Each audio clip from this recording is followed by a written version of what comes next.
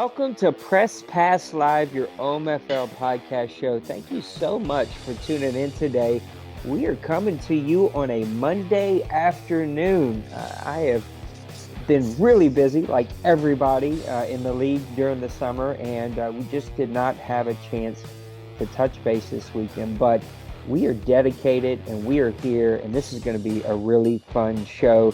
Let me welcome in my co-host, not Houday. Listen to me. We don't have Houday, is what I was going to say, with us. He is out and about with his lady, but we do have Mr. Dwayne. Dwayne, welcome to the show, my friend.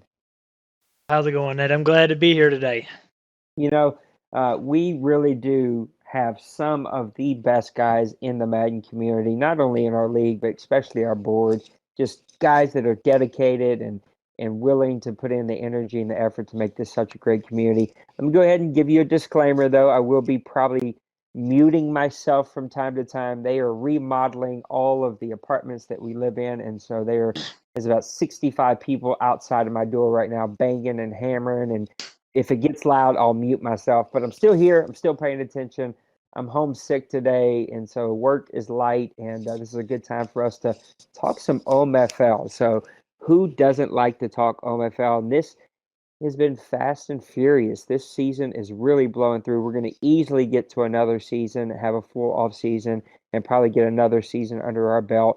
If we're able to blow through the next two seasons really quick, then we will take a little break. I'm not going to push for 7 seasons in one Madden. It's a little too hard to push. But OMFL2 is starting soon. The golf league is on a little bit of break, but the new golf game comes out in July, so that'll be kicking back up.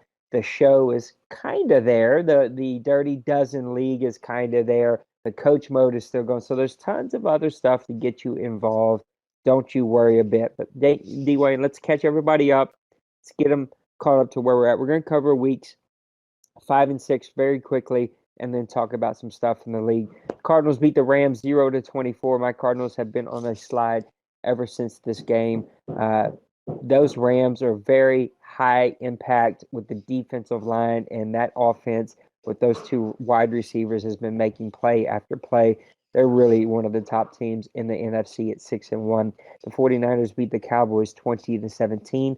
The Bills beat the Dolphins 33-23. The Texans beat the Packers 27-11. Now the Packers have been out on a family vacation, so I'm not sure if that's where this started to come in, but that team has been on a little bit of a slide here lately. Your Falcons undefeated. They beat the Panthers 27-0. The Eagles with a 17-10 victory over the Redskins. The Bengals with a 20-16 victory over the Steelers. The Lions 31, the Titans 21. The Chargers with a nice victory 37-24 over the Raiders. The Chiefs with their new owner Ducks 38-17 over the Broncos, who we will talk about in just a little bit. The Colts at 5-2 with a 23-13 victory over the Browns. The Patriots 37, the Jets 28. The Ravens with a nice victory. We'll spit it out before it's over. Just be patient with me. 31-19 over the Jaguars, who I think are also on a little bit of vacation, and that team is sliding. And then our buddy Chaotic and the Saints just are having trouble again this year, but I'll talk about them after I cover the next week's game. 24-0 against the Vikings. And let me cover week 6 right here. We are going to be advancing here really soon from week 7, but we'll cover those in the next podcast. The Bears lose to the Lions 42-23. The Buccaneers 24, the Broncos 14, and those Broncos are just struggling this season. The Cowboys with a nice victory over the Browns 45-28. Your Falcons with a 37-10 victory over the Chargers. The Chiefs with another good victory, 27-21 over the Jets. The Ravens beat the Redskins 27-16. My Cardinals beat the Saints 17-6.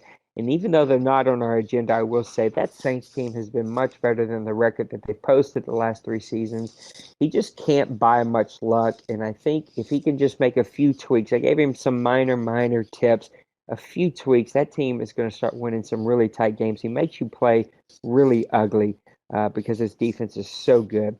The 49ers 13, the Giants 10. Those Giants have been MIA for the last 3 weeks because he's moving across country. And so Look, it's that time of the year where we're having a hard time finding owners, and I'm not going to start booting guys because he had to move across the country. He was willing to let his team go on auto, but he'll be back here really, really soon and hopefully get that team rolling again. The Colts 45, the Titans 35. I'm officially off the Titan bandwagon. I'm sorry, Jason, Cly, I love you, but can't do it. Your Titans have been disappointing me the last 2 seasons. The Raiders with a 38-34 victory over the Patriots in a very big game for them. The Rams 38-13 over the Eagles. The Seahawks 38-13 over the Dolphins. The Seahawks are one of the most powerful teams that we have here. The Texans are rolling everybody 40-9 over the Steelers, and then the Jaguars fall to the Vikings 31-24 in a friendly sim, which is weird. Those two guys couldn't hook up because Brady was out, and some way somehow they agreed to a sim game, and the Vikings took the better of that. So let's talk about a few things in the league that are taking place, and I want to start us out with a bang. Let's get you to brag about yourself a little bit. Let's talk about those Atlanta Falcons. Of course, you fell in the playoffs last year, two ducks in a tight game, and ended your back-to-back-to-back campaign that you were making there. But man, you have come back with a vengeance. You're sitting at 7-0. So before you talk about your team, I'm going to talk about your team, and then you can kind of help fill in some gaps here. It really has been all about the defense. Now, talking to you over the past couple of seasons, your game plan really is to stop people's run completely, force them to pass, what forces them into turnovers, and then just play really steady offense. And that is exactly what your team is doing. You're in the top categories in both offense and defense. You're first in points on defense, fifth in points on offense. So you're stopping people from scoring and you're putting up a ton of points.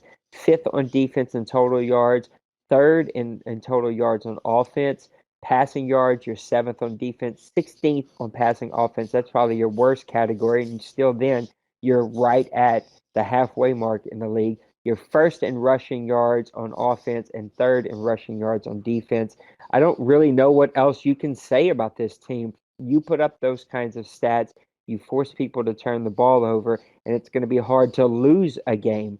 Jimmy Garoppolo is passing for almost 80% completion percentage. He's doing what he could not do for me. He's doing touchdowns instead of interceptions, 7-3 there. But that running game has been outstanding for you. You've got the Buffalo Bills running back now all over there in Atlanta with Irvin and Henry. 619 yards for Henry, 463 yards for Irvin. 8.1 yards per carry and 8 touchdowns for Tyler Irvin. And that team is just rolling. Braxton Miller is catching everything that you throw at him. AC Leonard, another Cardinals castoff, has 406 receiving yards and 3 touchdowns for you. And then you look at this defense, and you've got a lot of interceptions. I mean, everyone is getting their hand on the ball. And then it doesn't hurt that you have Davian Clowney coming off of the edge and being in the top half or the top 5, I should say, in the league in sacks. You put that all together and you got a 7-0 start. Why don't you go ahead and talk about your team? Tell me what has been the key to success for you without showing all of your cards, of course. Well, everybody comes into a season with a game plan and how they want to do things. And through 7 games, it's just everything's worked out perfectly.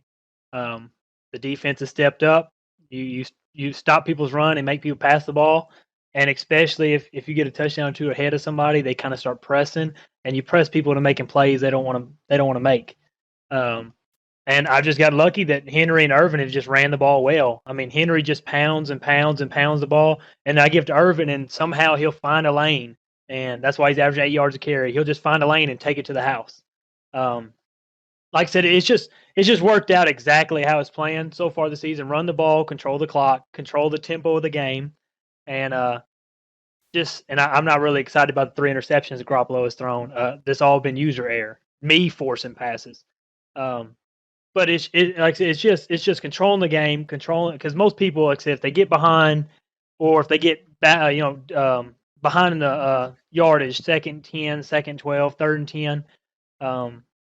You just, like I said, you have Clowney on the edge, and Clowney just puts pressure. And like I said, I got Kerrigan and Connor Barwin, and I got a couple guys who get pressure on the quarterback, make people throw throws they don't want to throw. And that's like I said, that's all I can say so far this season. My defense has just played up to what I expected of them. And like I said, everything's just worked out perfect. I don't really expect it to work out every game the rest of the way out like this, but so far this season it's worked out just how I've envisioned it to work. Well, Ducks has ran away back to the AFC where he likes to be, and so that NFC is wide open once again. I do think that once Mr. Witness gets back, that it will turn a little bit because he's going to bring in a new dynamic to the NFC back. But for right now, those Falcons are really going to be the team to beat and the team that a lot of people are putting their money on. Now, I want to talk about a player really quick for another team that's playing exceptionally well, the other undefeated team in the NFC, the Seahawks. They have a running back that was a 32nd pick in the first round this year named Frank Bethel. Now, Frank comes out of Oklahoma, 5'11", 233 pounds, a star development running back. He's got 88 speed, 89 acceleration, 83 ball carrier vision. Not anything that jumps off of the paper at you as a running back that you think would be doing these outstanding things. And to be honest, out of the first couple of weeks of the season, he really wasn't doing too much. Only 32 yards against New England, only 39 yards against San Francisco, and then two back-to-back games against Miami and Philadelphia. He puts up 169 yards exactly, averaging 7 yards a carry and 6.3 yards a carry in both of those games respectively. And it has just been amazing how great this guy has played. So I want you to talk about Frank Bethel. What separates him from other running backs in the league? Well, I think Mo is went a different direction with his team this year. And when I say that, and I'm not saying that as a bad thing, he has, Mo last couple seasons has just relied on his passing game, and he's really neglected his running game. And Mo knows that I can honestly say that. And I think that has helped Bethel spread the field as people are so worried about Dildon and Lockett. And like I said, he replaced Russell Wilson with Cam Newton. That was not you didn't downgrade at all. I mean, if anything, you got a stronger arm back there, and it's just opened the field for Bethel. Bethel is averaging, if I'm not mistaken, 21 carries a game. He has the highest average of the top 20 running backs in the league right now at almost 6 yards a carry. I know he's getting a lot more touches because he's been really disappointed in Devontae Freeman. I don't understand it. And like I said, I think he's still on the team. But he's by the stats, he's only averaging 2 yards a carry. I think he's really relying on Bethel to handle the load. And if you look at Bethel's stats even closer, like I said, most of his games, he's had two of his against Chicago. He had 152 yards, and Philadelphia had 169. His longs were only 24 and 25 yards, and he still averaged 6 yards a carry. Yeah. He's, down after down after down, getting 5, 6, 7 yards a carry. He's not like a back who's getting, 1 or 2 long runs a game, and the rest of the game he's getting stuffed. He's literally getting 4 to 7 yards a carry every time he touches the ball. And I think he'll sustain this most of the season because I think most people are still so scared to dedicate to the run against Mo that they're going to let Bethel run the ball all day before they let them receivers run wild. Yeah, it's the day of the fast running back in the MFL is beginning to take a little turn. It's teams like yourself with Henry.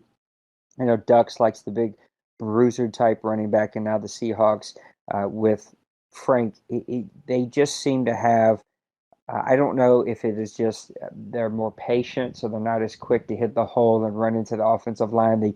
The play has a chance to develop, but I know a lot of teams have begun to move towards the slower, bigger, trucking running back that can make plays.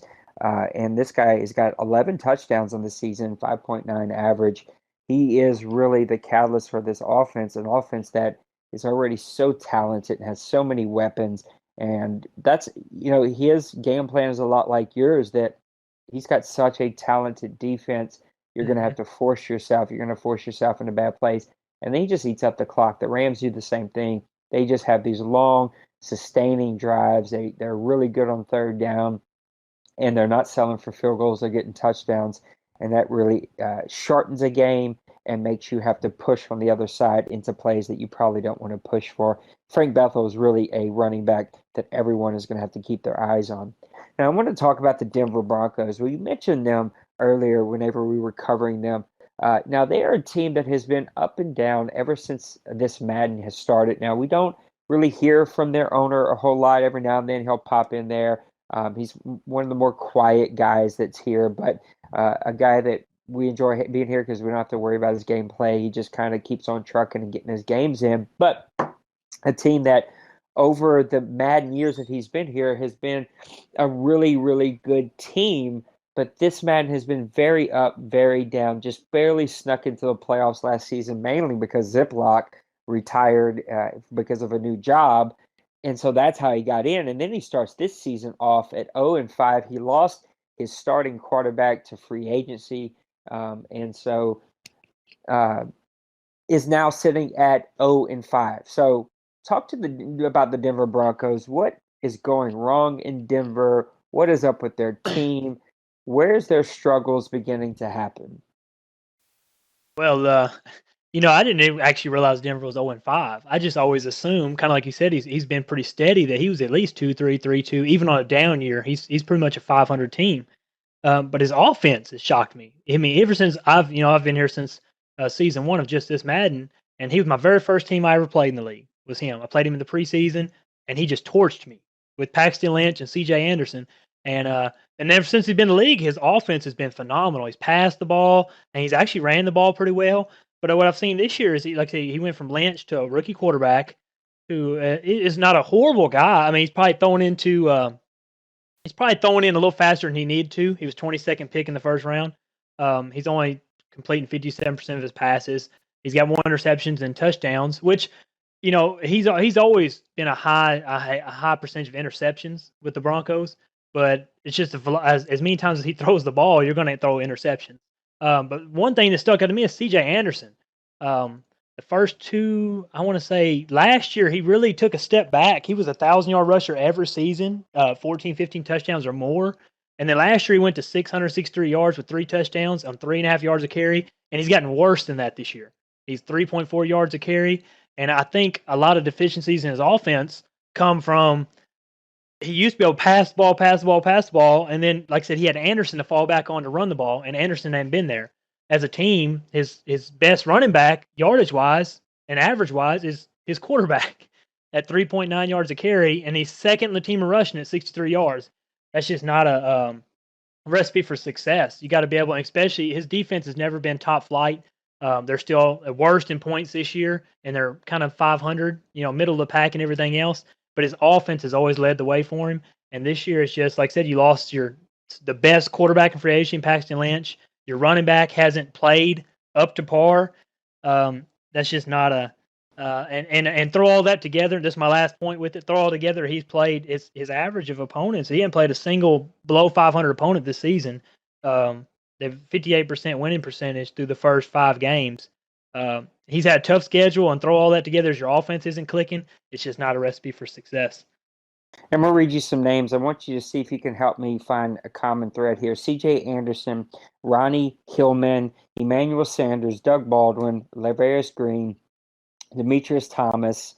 Let me throw some more. Navario Bowman, Malcolm Jenkins, Richard Sherman, Von Miller, Chris Harris Jr., even Prince Nakamura, Cliff, there we go, Averill, even Terrence Knighton. What do you think the common thread is amongst those names? You hit it, and like I said, his age. His team's aging on him. That's right, which goes to tell you that this is a slow team. This is an old team. They're 83 overall. They've been completely non-existent in free agency. They have not drafted well. I could be totally wrong on this, but I think he's missed most of our drafts. So he took over an already aging team. All right, he has not aged well, and he has not replaced those players. I mean, he's sitting here with $20 million free, and a lot of that money is tied up into older players that just cannot play anymore at a starting level. and yet he's still paying them big money, and he's still trying to win with there, and that is going to come back to bite you. This team should have been having an overhaul plan over a couple of seasons. You've seen the Seahawks, they done it. Teams like that took over really, really good teams out of the box, but they knew that they were older, needed to have a plan, and the Denver Broncos were caught with their pants down because now they're sitting at 83 overall, their money tied up into a lot of aging veterans, and they just don't have the skilled position players because the dude can play. I mean, he's proven that he can play as a player. He just doesn't have the players on the field to actually make that happen. Let's talk about another guy that has been rebuilding and another team that has been up and down. That's the Cleveland Browns. I want to talk about somebody, though, that sticks out to me, and that's Corey Coleman. Now, Outlaw has put everything into Corey. He's really designed this team to a fault at times around Corey Coleman. That's where he sunk his money. I mean, the guy's sit at 97 overall. He's a playmaker in every aspect. But this guy is just playing amazing. His last week, or this week, I should say, 14 receptions, 157 yards, 2 drops, and 2 touchdowns against the Jacksonville Jaguars. He's now sitting the last 2 seasons. He's had 103 catches, 126 catches, and then this season he's got 60 catches for 822 yards. 5 touchdowns already. 2 seasons ago, he had 10 touchdowns, and that's when that team really began to make a push towards the playoff. I just want you to talk about Corey Coleman, what makes him stand out this season, because he's really light years ahead of everyone receiving the ball. What is making his play so special for the Cleveland Browns? Well, to start it off, I'm not knocking Coleman when I say this, but Coleman has to be the most targeted receiver in the league. Let's just throw that out there. Yeah. I think he's force-fed from Outlaw. And, if I had a receiver that well, I mean, I was kind of like that with Julio a few years ago. I threw Julio the ball over and over again. Coleman's going to get his touches, and especially he traded Dre Lone. That was one of his first big picks when he took over the Browns. He traded him, so now he really don't have a standout number 2 guy. I think he has Sidney Groves is pretty decent, but he's no Dre Lone, he's no Corey Coleman. And I think that Corey Coleman's going to keep getting if you can actually get more passes thrown to you, he's going to get more passes thrown to you. But Coleman's fast. He's got that 93 speed, 93 acceleration. His release is 94, so he gets off the line. If you mess up and press coverage this guy and don't leave somebody over the top, he's going to beat you deep. If you can see, he has a couple games where 73 yards is long, 50 yards is long, and you have to game plan for him. You have to put somebody deep. If you're going to run man-to-man defense, you better have a safety over top of him. He's probably going to surpass his numbers from last year. He's probably going to be around 130, 135 catches. He's probably going to be around 1,750 to 1,800 yards. He's already beat his touchdowns from last year, but he just throws the ball to him so much and that's why I wanted to hate on his 11 drops he's had this season. But when you get the ball thrown to you, he's got 60 catches through 6 games, I think. You're going to drop the ball. But I think he's a phenomenal player. And I think if Outlaw would actually, this is not a knock on you, Outlaw, if you would actually dedicate a superstar quarterback to this guy and to some of these guys, if you had a superstar quarterback spread the ball around, Coleman would actually be more efficient for you in the long run. Yeah, I think efficiency is key. I think what makes him stand out for me is the catch in traffic, the route running, all 99 for all except for catch in traffic. And then you throw in the spectacular catch rating. The guy can just play. I think, though, it could be a hindrance, though, if you don't have that number 2 guy, that number 3 target, because then guys can just double Coleman and kind of game plan around Coleman. And I think it's going back to show you he's struggling putting points up in some of these games. But even though Coleman is shining, I mean, what's he going to give you? 2, maybe 3 touchdowns? Okay, that's 21 points. But if you're giving up 38 points, it doesn't really matter. Give Coleman his 3 touchdowns, his 160 yards receiving, and his 21 points. We'll just shut everyone else down. I think the thing with Cleveland is they've been trying to find a running game forever. They've had every major running back go through your system. Sooner or later, you got to look at the offensive line. But we were talking about Coleman in particular here. He really is going to be one of those top receivers in this league. And then unless somebody, and this may happen, I mean, we're right at the halfway mark now, teams are going to start to game plan towards them. Like that number is just such a gap between him and everyone else. Guys are just going to game plan around him, and it's going to become harder and harder and harder. You're going to have to find that number 2, number 3 target to really open it up. So that catches you up to where we are right now.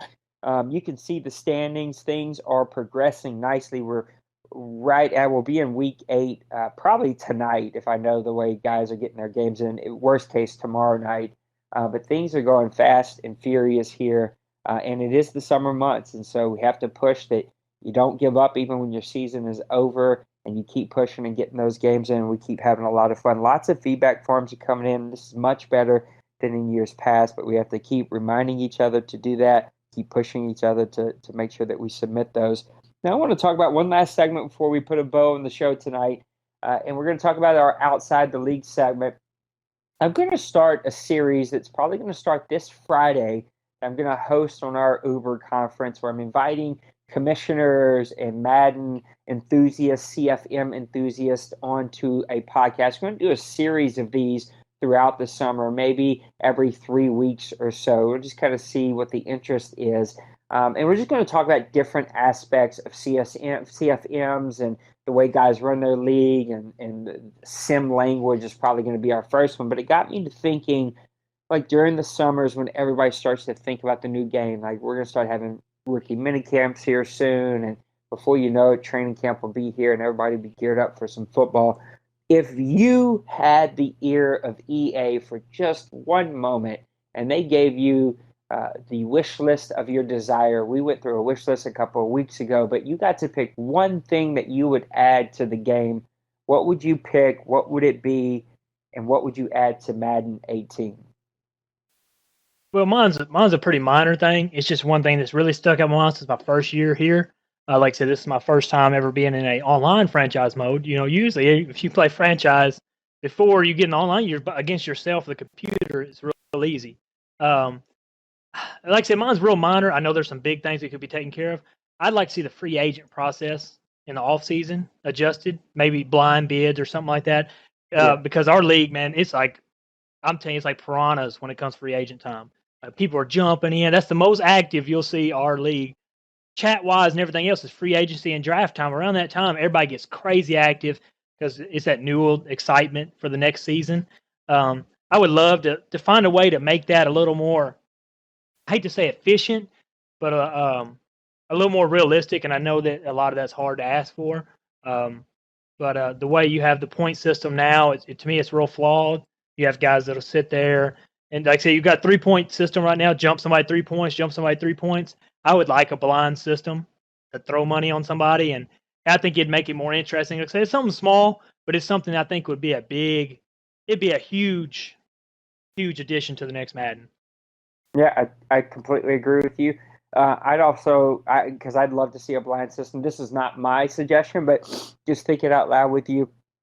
As you were talking through that, it would be awesome to even see what we do see during the off-season free agent process become an in-season free agent process where if you want to sign a free agent, you place your bid and you won't get that guy until advanced, and then he'll decide if he's signing with you or not. That would do away with a lot of stuff that we have to do right now to give everybody a chance at all the players. And if 2 or 3 teams wanted to the same player, then they could all put in their blind bids, and at advance, you would find out exactly who got it. I think that would be a neat little twist, but that is not my suggestion. The one thing that I think I miss the most from PC days is just the opportunity to export my team, to be able to play with my team in an exhibition game. That's just something I miss.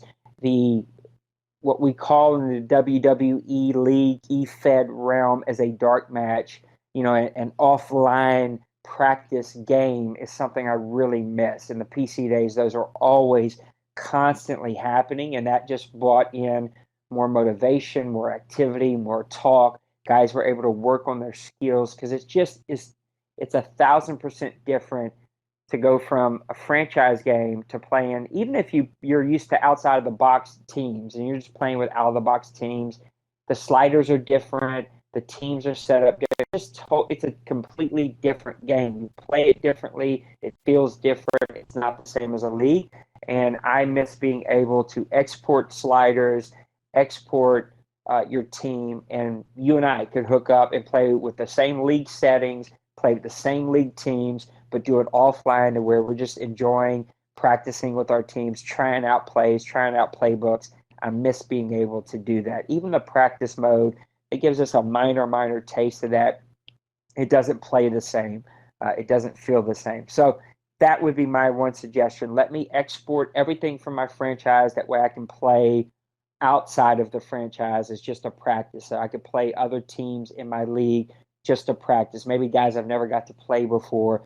It would make the toilet bowl so much more fun.